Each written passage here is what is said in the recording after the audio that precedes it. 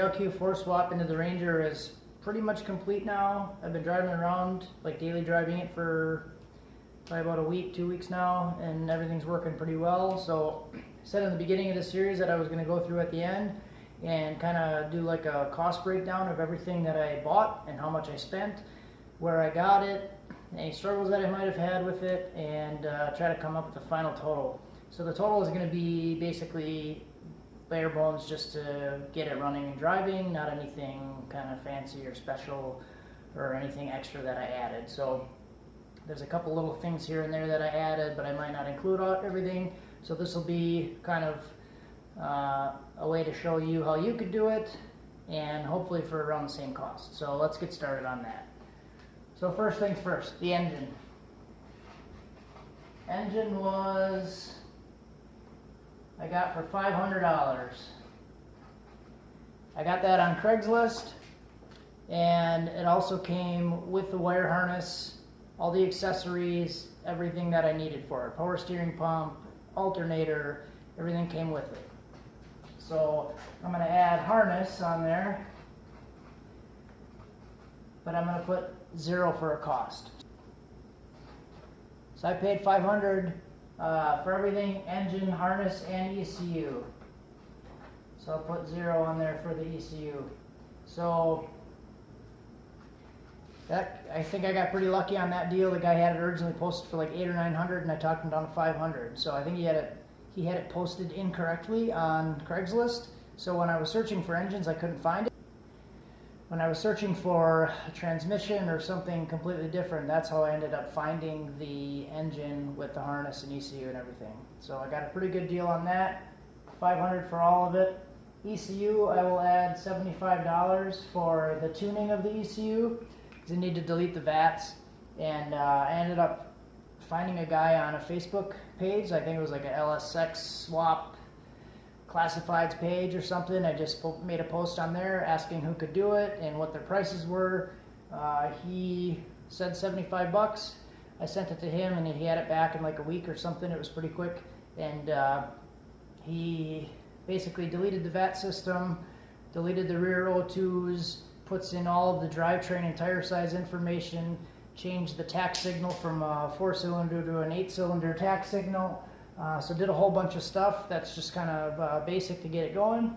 So that was another $75. Harness, you could end up spending a lot more for if you pay somebody to rework it and do a standalone type harness. I did the work myself, which I have on another video.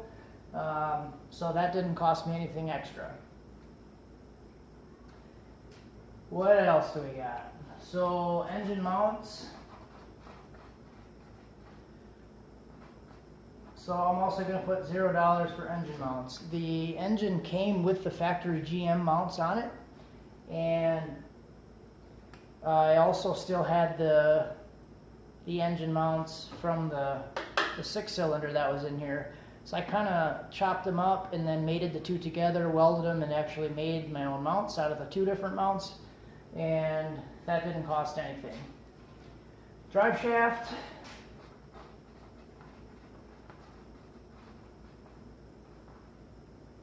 So this one's kind of interesting. I ended up buying a different truck. So that was the white truck, if you've been following. Ended up buying that truck for $200 for the drive shaft. So pulled the parts, pulled the drive shaft, pulled a bunch of extra interior parts and a bunch of stuff that I needed off of it. And then I ended up selling the truck and then making $400 on that. So I'll put truck, and I made another $400. So I actually ended up ahead from the drive shaft. So I'll put 0 on that one too. So drive shaft parts, I spent $100 on slip yoke for the front and U-joint. So put joint and yoke. Those two things were $100. I think it was $100. So I got a pretty good deal on that. That really brought the cost down quite a bit because that's what I made on it. So I had to buy a starter. The engine that I bought didn't come with a starter, so I had to buy a starter. That was $68. My MAF sensor. That was $20 at the junkyard.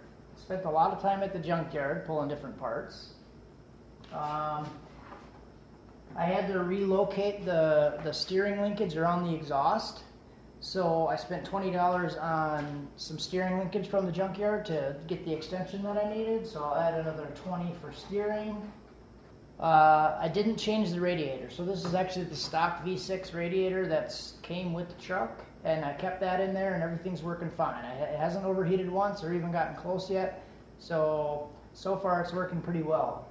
So also obviously bought a transmission. So it's a 4L80e transmission. So I'll put trans on here, and the trans I paid $550 for. So that one at the time I felt like I got a pretty good deal on it for $550. But I've done a little bit more looking around, and there's actually a lot of people that are selling them in the $400 range, so they're a lot cheaper than that. So that's another opportunity to even get it cheaper than this. But I thought that was a pretty good deal for the transmission. It's been working pretty well. It did have the fluid inside of it was a little bit dark, so I'm kind of worried about that when I got it, but it seems like it's working just fine, so that's good. The transmission dipstick, it didn't come with a transmission dipstick, so that was another $10 for the dipstick. Got that at the junkyard. What else? Exhaust.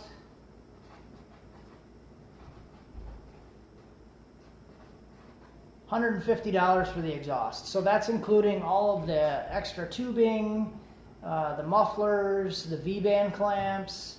That's including everything that I did for the exhaust was $150.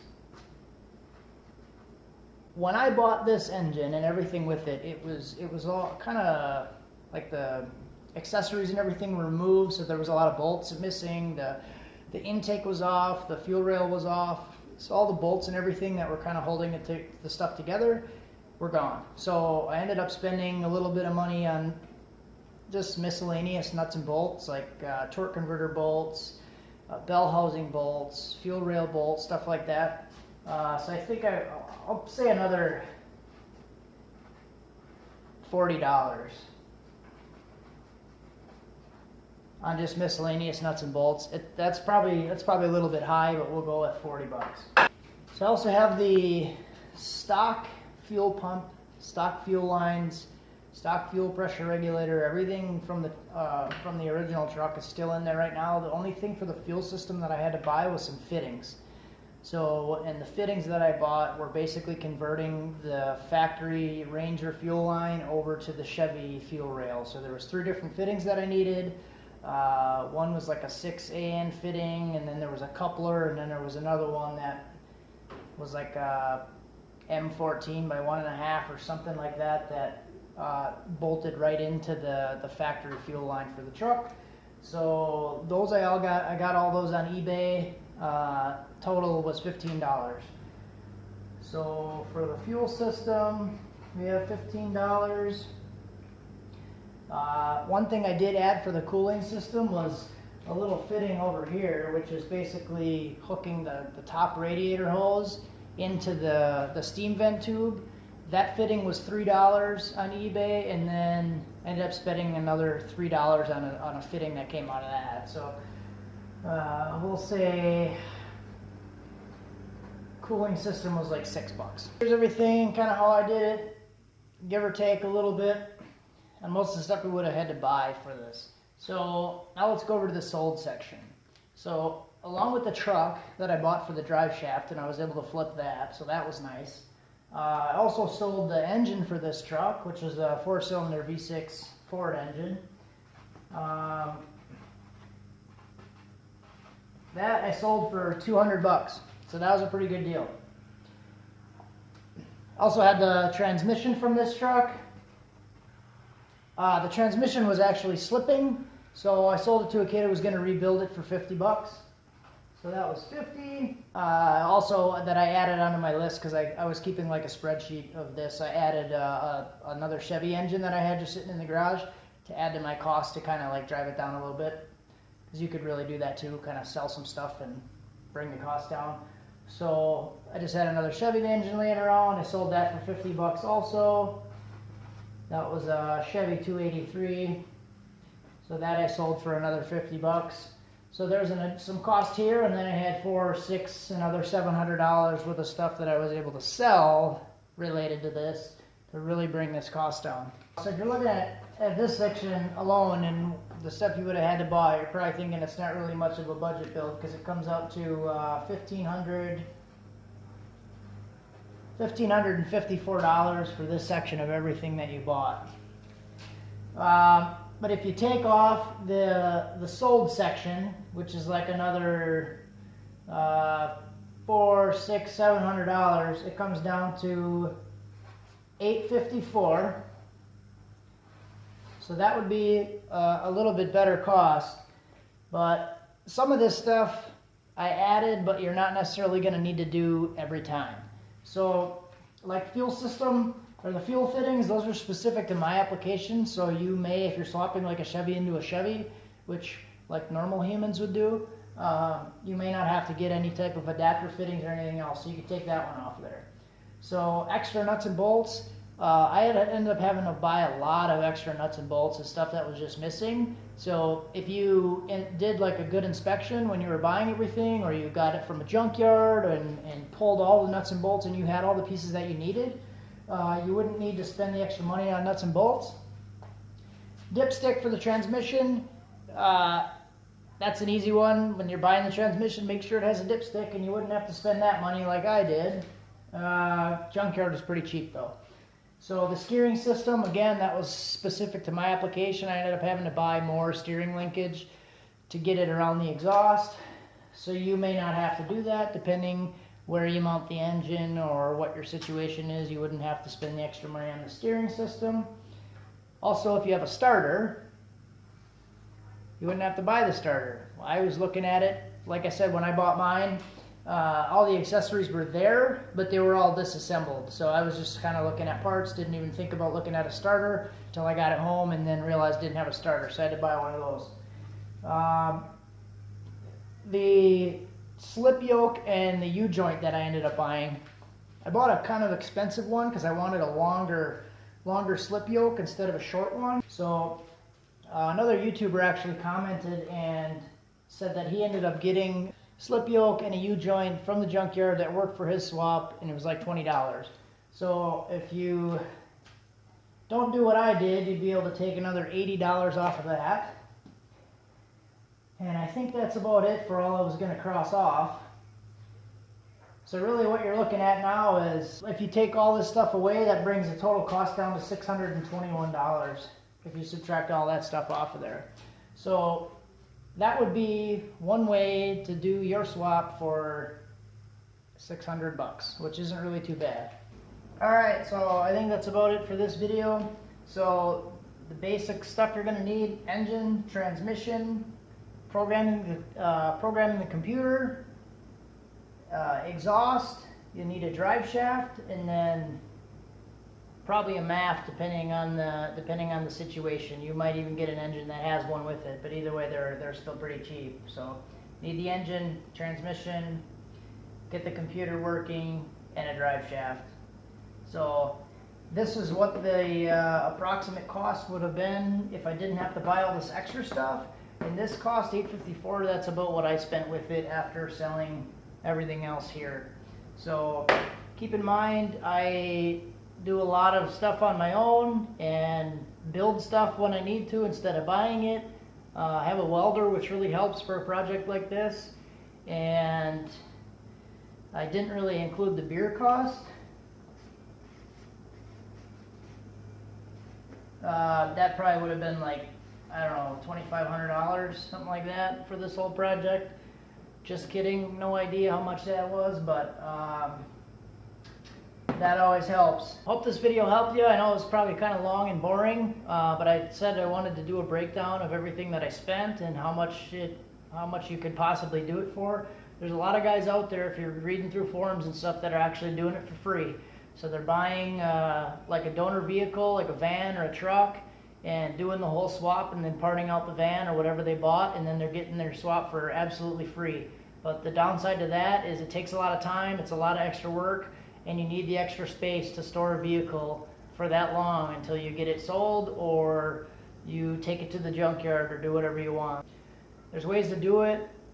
There's ways to get it done really cheap. You just got to be resourceful and be willing to take the extra time to research stuff and think about it. As far as the transmission linkage and stuff, I was able to reuse the factory shifter cable, reuse the factory selector off the transmission, reuse the factory engine mounts, cut them up and mated the two together and welded them together. Made a little Frankenstein out of it. That worked pretty good. Integrated all of the wiring into the factory fuse box, so all the factory fuses and relays work like they should with this. So I kind of did a little bit of extra work to make it cheaper. So rather spend the time on it than spend the money on it in this situation because it was a budget build. Yeah, it all really just depends on your situation and what your goal is. Some people have more time than money. Some people have more money than time. Some people want to do all the work themselves, and some people don't really mind spending the money to have somebody else do it. That way they know that it works right. So sometimes I get a little sketched out building my own stuff and hope, like, sometimes it might not work right, but then I know that I built it and then it's only my fault if it doesn't work. So I don't have anyone else to blame but myself. So, but that's just me. So thanks for watching. Hope you enjoyed the video. Good luck on your build.